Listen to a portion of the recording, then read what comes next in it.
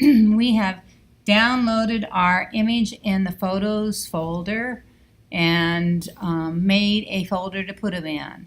So if you right click on your mouse on your desktop, you can go to New Folder and put your name on it right there from the Entitled folder, Untitled, and type in your name, New Folder, whatever it is you want your folder to be called. So that's the first thing that we did, and I'm going to move it to the trash since I didn't need that. Now your folders that has your pictures that you've downloaded from your iPad can be found under the Launchpad, and here are all the pieces of software. The Launchpad is your rocket ship. Here's iPhotos is where it is. Your Photoshop is over here on this page. So I'm going to click open the iPhotos. And then the pieces that you took a picture of, you're going to drag and put on in your folder so you have them to work with. So I'll drag that over there. All right, once you're there and you have your images in your folder, it's easiest to see where things are if you use this little app right here. This one will move them to this size. That one will be the list. That one will be the list with it over to the side. I find this one the easiest because I have so many images to work with. And I have them set as today's date. So here are the ones that I work with today. We had 5 pictures that we took a image with, and they're down here. There's the first one. And you're going to right click it with your mouse, pull up to open with, and pull over to the side Adobe Photoshop CC. Alright, there it is in Adobe Photoshop. Your goal is for each of the 5 pictures to modify them in Filter 2 times, and you can go to any of these different things in Filter. It will do something different.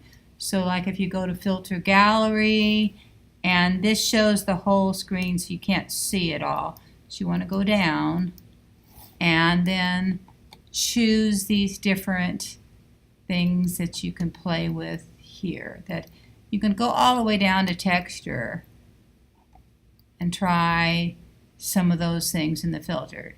If you get one you like, you can play with bigger cells, smaller cells, all of that in real time. If it's still too much, you can either undo or fade. If you go to fade, then you can play with it some more and play with each one of these things as well. So do 2 different filters on your image.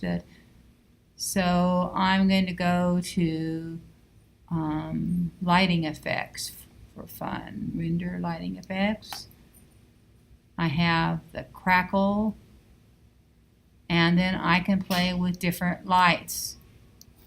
Here's a metallic light. That would be fun to try. So I've got like a metallic shine.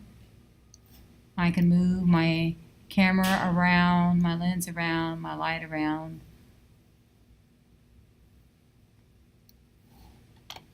And then that has the OK up here at the top. So I'm not going to fade that. I like that the way that it is. So I have 2 filters on it. Then you go into Image, and under Adjust, you can do 2 more things to it. You can try Vibrance, Exposure, Photo Filter, Invert.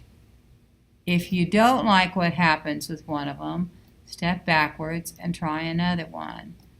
So I'm going to go to Gradient Map. These are all your gradient maps here, and there's more even here.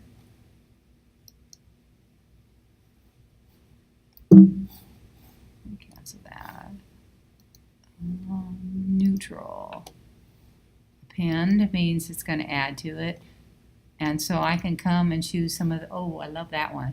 Some of the gradients looks like a sunset. So there's one. And so I've done a gradient map. So how about vibrance? And I can play with vibrance with it.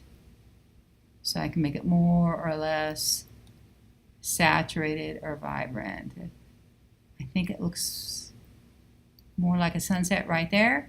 And then I'm going to save as and come back and find my folder, my name, and change it to whatever you want to call it. So you still have your original. And we want to make this as big as you possibly can so we can print it, and I'll show you next time on how to make it smaller.